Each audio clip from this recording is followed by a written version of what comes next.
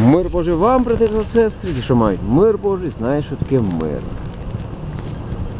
Те, що ти зберіг слово терпіння може. Ви говорите, людина правоня, яка має прийти на весіль, що ви проводите всіх живих вухщик на землі. Ось як ти не запарив, треба, що ти маєш, всякого ніхто не забрав. Вирізка з об'явлення. Благодать Господа нашого Ісуса Христа, любов Бога, Отця, спільність Святого Духу, всіма нам, глобальні святими. Амінь. Не давайте вам за зло. Шалом, нехай буде Отцю.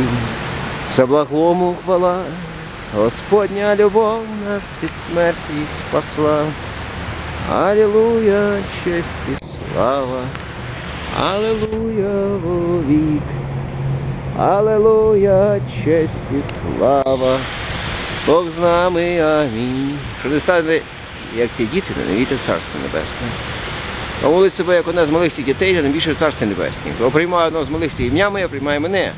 Тому спокусує одного з малих цих, що вірить в мене, краще б такому, коли б жорна волнова, на що йому почепити, його потопити можна. Горе світу і спокус, бо мусить спокуса прийти, надто горить і людині, від кого спокуса приходить. Коли тільки рука твоя, нога твоя спокушає тебе від неї, кинь це краще тобі йти життя одноруким, а воно ноги, між обома руками, чи обома ногами, буде кинув огонь вічний. Коли око твоє спокушає тебе, його вибери, кинь це краще тобі йти життя однооким, між обома очима, буде кинув ноги є огненою.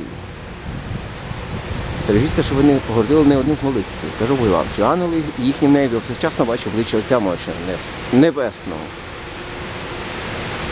що на небі, усього небесного.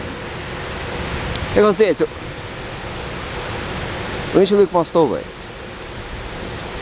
Коли одна з них заблудить, чи ж він не залишить 9 десятьох незаблудних ворог і не піде шукати заблудшу? Коли пощаститься йому шукати її, правді кажу вам, радіє за нею більше, ніж за 9 десятьох незаблудчих. Так немає волі Отця вашого Небесного, щоб загинув один з малих цих. Шалом.